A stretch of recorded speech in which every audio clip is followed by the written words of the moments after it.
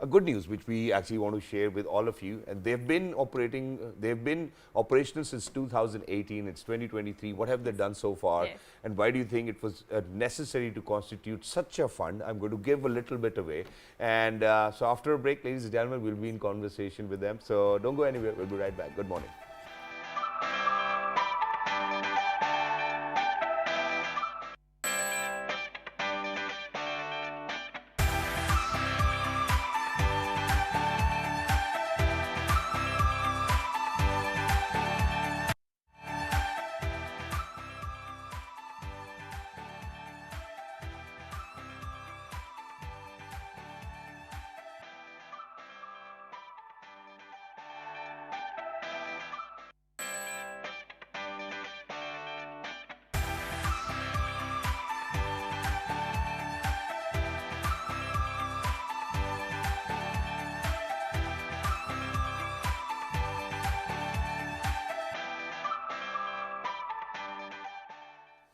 Welcome back, and before going on to the break, Shahzad alluded to the fact that we have established a very wonderful institution. And Shahzad, last year Pakistan had very terrible and horrible floods, and there was a lot of discourse around the climate change and how we need to be more proactive in tackling that.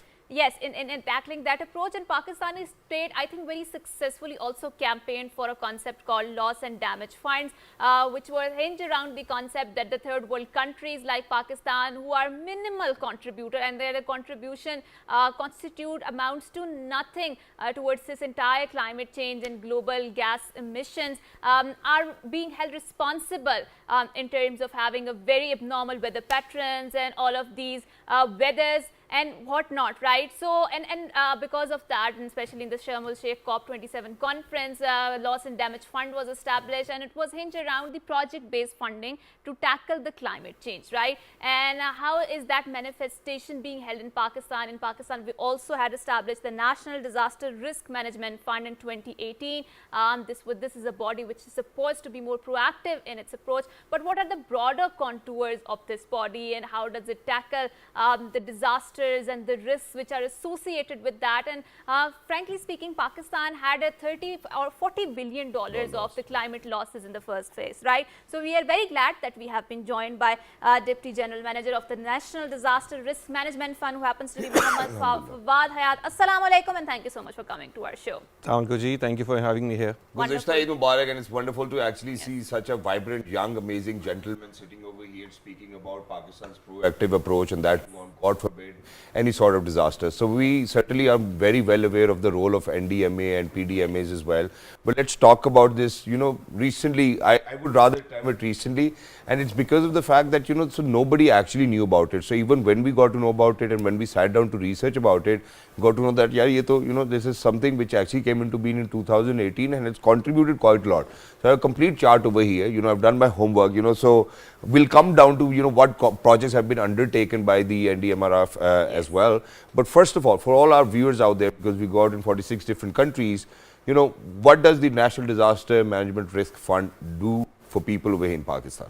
Thank you so much. In a nutshell, in a single line, our tagline is also making Pakistan resilient. Okay. So the entire focus or the primary reason for us being there or our existence is making the country resilient towards natural and climatic disasters and hazards actually. So the journey starts unfortunately with the 205 earthquakes, and then later actually the 2010 floods, which later continued in 11, 12, 14 and all that stuff. And the estimated losses for just 2010 floods was a little over $10 billion US. At that time, the government started discussions with the development community, with the donors, that we should be having a body where we would ring fence the money specifically for making the country resilient, for preparing itself towards resilience building, towards disaster risk reduction. And not just that, when we started, it had two different components during the brainstorming and the thought process. Yes. One was the disaster risk reduction itself, that how much can we reduce, but no matter whatever you do, even if you have unlimited resources, you will still have to bear some level of exposure beyond what you've already done as disaster risk reduction.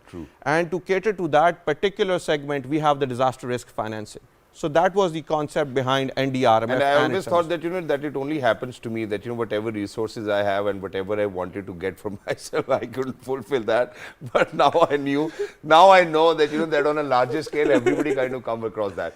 So obviously, from 2018, it must have been really challenging, because we certainly did have the infrastructure where, God forbid, the disaster happened and then NDMA was operational, or PDMAs would have been operational. But imagine that your, I think, core value lies in probably making sure that, God forbid, okay, first of all, anticipating, then foreseeing that, okay, unfortunately, that this might happen within the country, so you have to prepare. Now, when we talk about in terms of preparation, in which certain areas within less than 5 years, how do you think you've contributed, this fund has contributed? And when we speak about the volume of the fund, how does it look like? Is it like millions of dollars? How does it work? All right. So up till now, the balance sheet has been about 420 million US dollars for that matter. The major contributions, I mean, there have been more than a dozen thematic areas where we've contributed. For example? So we've done COVID. So we brought in $50 million COVID response, including the procurement and all that stuff. We've done that. We've, on a single contribution, we've given 150 million US dollars, that's about 36 billion, after 2022 floods, which is called the mother of all floods. Earlier, we thought 2010 were the floods. We've done flood protection works. We do retrofitting of buildings. We've done about 50 buildings in seismic zones, zone 4 included, making them safe, more resilient towards disasters for children. We've done hospitals. We do the community-based disaster risk management. We do forestry. We've done on the coastline. We've done mangroves. We go ahead and work with NIH on the health. We have strengthened the 1122 for GB and KP.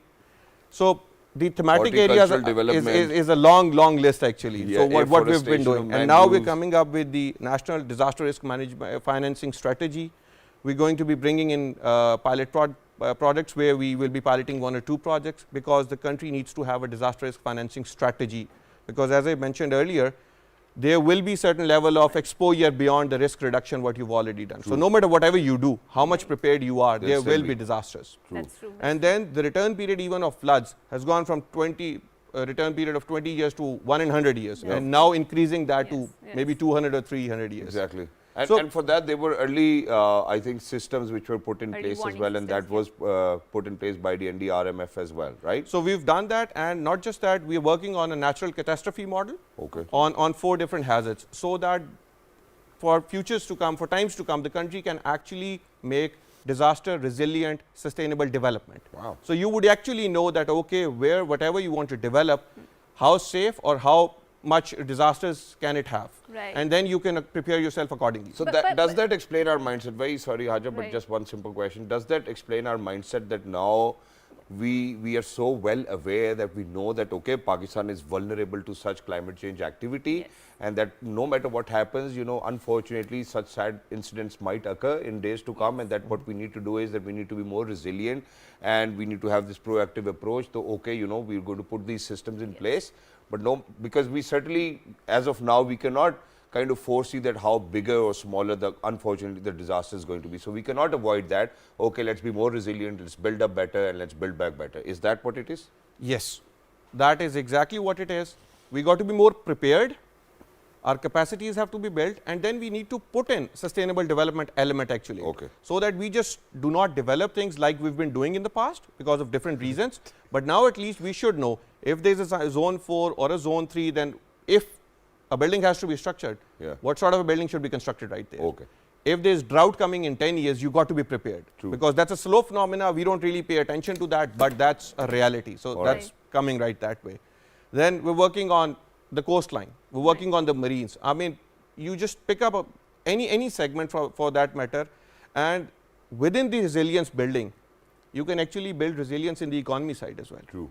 When you start investing in products like avocados, honeybees, saffron, olives. One avocado actually costs you 800 rupees over here in Pakistan. So imagine if you're exporting it, even outside it's expensive. Yes. You get an avocado toast, you're like, okay, it's the coolest thing to have right now, post it on Instagram. But yes, I think that it's a good thought process as well. That's where, you can actually help our economy, you're helping. Wow, yeah, wonderful. And at the same same time, we see there was a lot of international discourse about loss and damage fund, and I think $100 million were pledged for that, right? And then we heard another thing coming that from that discourse was the project-based funding, right? So, and a lot of criticism was leveled that there's a lot of talk around it, right, regarding the climate change, but the actual it's not being catapulted into the action field when we talk about it. So how is the situation on the ground, and especially when you are talking about building a resilience and you are talking about sustainability element of that, has it translated back into the action? You see, it's easier said than done. Yeah, that's true. I mean, yes. And then the reality remains, no matter how much we say that we are contributing minimal, but we are facing the facts, and it is us who's at the front line. I mean, being one of the top 10 countries being most affected to disasters, most vulnerable to disasters, and these are hopefully going to continue. Unfortunately, we can hope for better, but this is what the methodology says.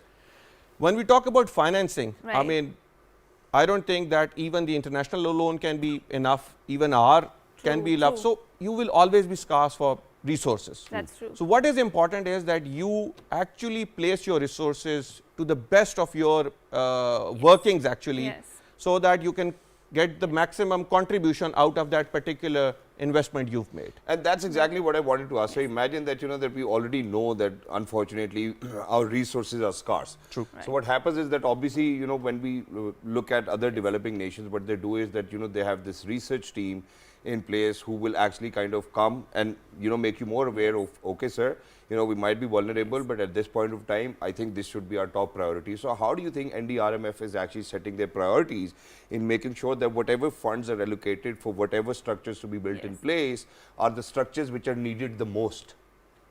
I'm glad you asked that question and happy to answer that as well. You see, I mentioned that we work in flood protection. So we cannot really take care of the entire country. That's beyond us. That's beyond the economy of the country as well.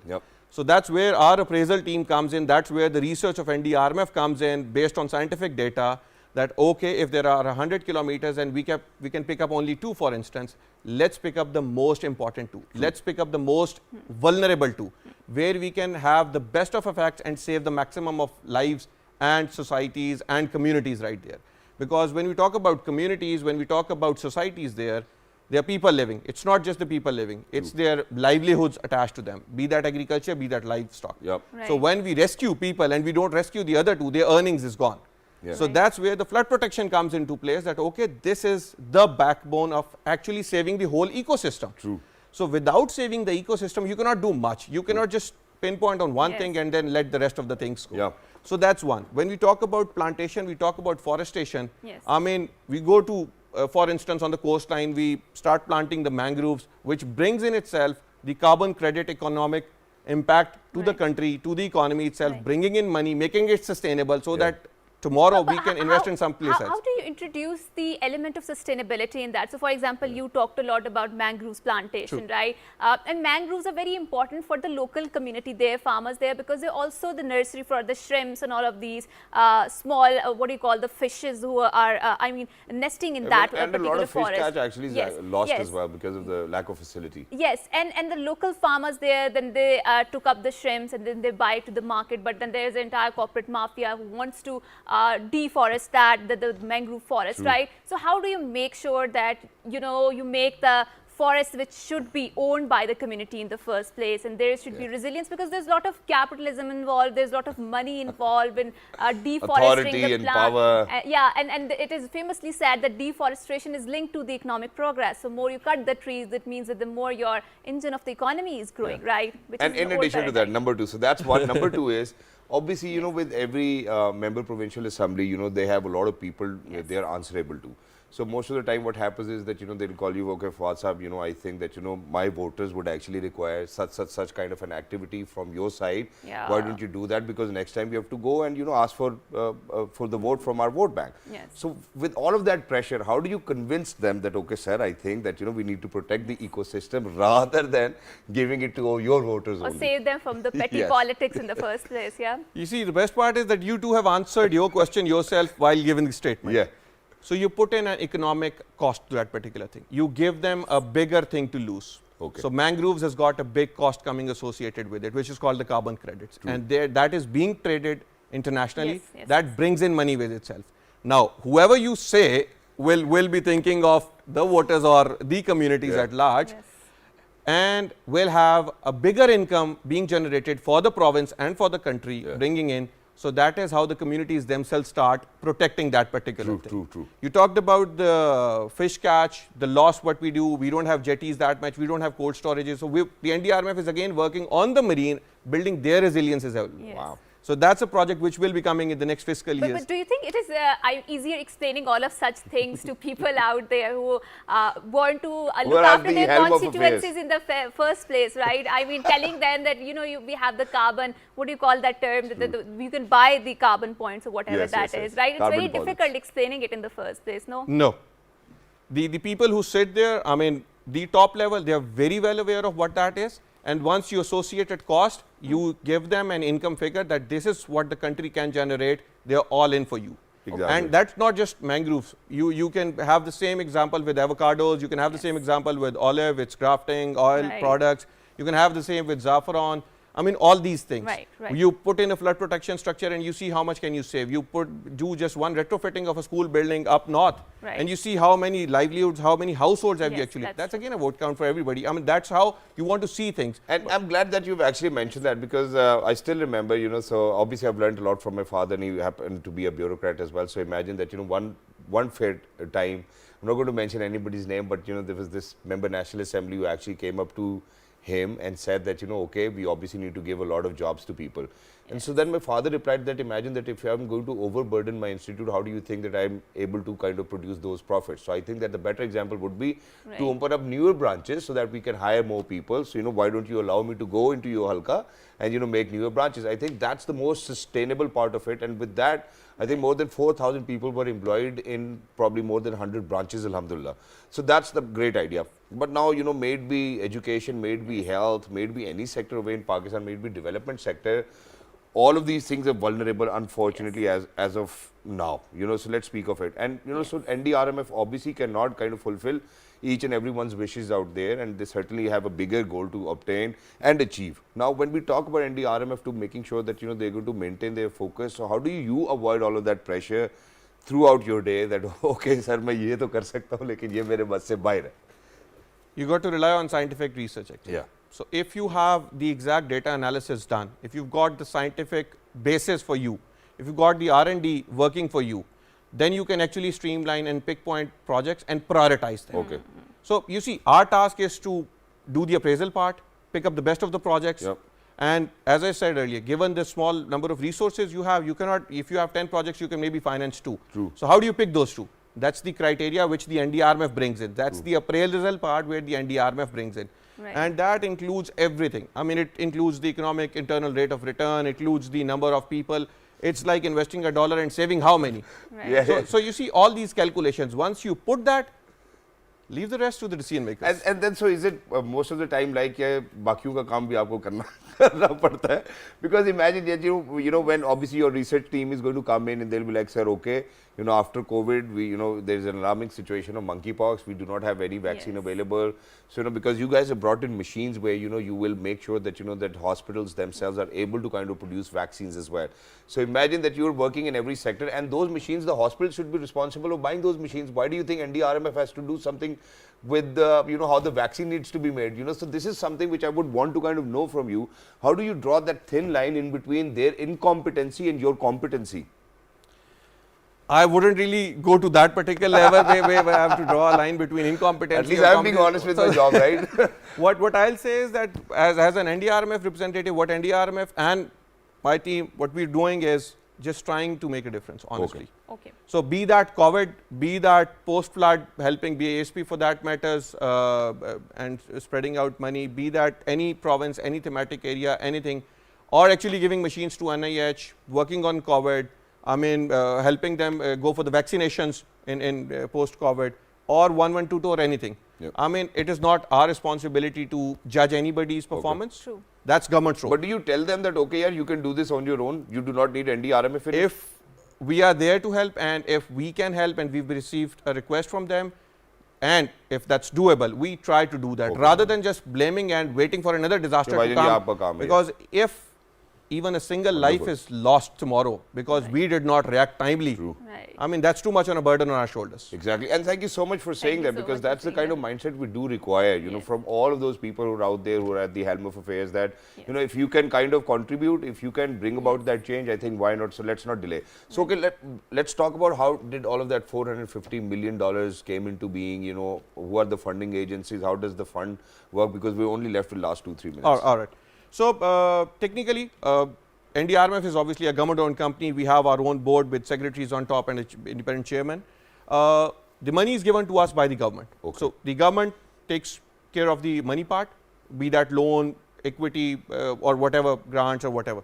So, the government gives us grants, and we got to sub-grant to the provinces, to the federal, to the partners we work with. Okay. So, we do the granting part. So, this money came to us from the government, and still the money flows from the government, because in case you're taking a loan from an MDB, it has to be on a sovereign level, so the government takes care of that. If it is a grant even, it has to be budgeted, obviously. Right. And has the grant increased over time, because it's been 5 years now? Yes, the grant is increasing, and so much so that we are now going, we're already halfway there, we're getting the NDRMF accredited by the Green Climate Fund. So when we talk about the global climate finance, we are giving a gateway to the country to access a global climate finance, especially in grant and equity directly, rather than relying on local resources which are already scarce. Wow. So we're moving from a loan based to a partnership based, to a grant based, to an equity based system, where we can actually generate money for that matter and make not just the institution sustainable, but the investments we make as well. Wow, that's wonderful. Thank you so much, Thank Mr. you so Mohammad much. Fawad Hayat Sahab, you know, for being with us. And there's one more thing which I would want to kind of share with you. It's more of a compliment towards the end of the program, and that is that, you know, it's very rare that you come across deputy general managers who are so well aware of what they are actually doing in their institutions as well. So it's wonderful to have such inspiring so much. Thank you. gentlemen out there, you know, who are working for the betterment of the country and with a proactive approach. And for everybody who's out there, ladies and gentlemen, in life, proactive approach is the approach to be, you know, kind of observed by everybody who's out there. Please make sure that you do not sit down, you know, you do not procrastinate. Whenever you have that chance to make a change or bring about that difference, which can actually have a positive impact, please make sure that you do not stop. And also, it is the need of the hour, considering the fact that we are the most vulnerable country when it comes to the climate change discourses, and we need to do more about it instead of talking. So with that, we'll go on the, we'll close the segment, and we will say Allah Hafiz to you. So until next time. 1, 2, 3, good morning. Have a great day, everybody, and a great week ahead.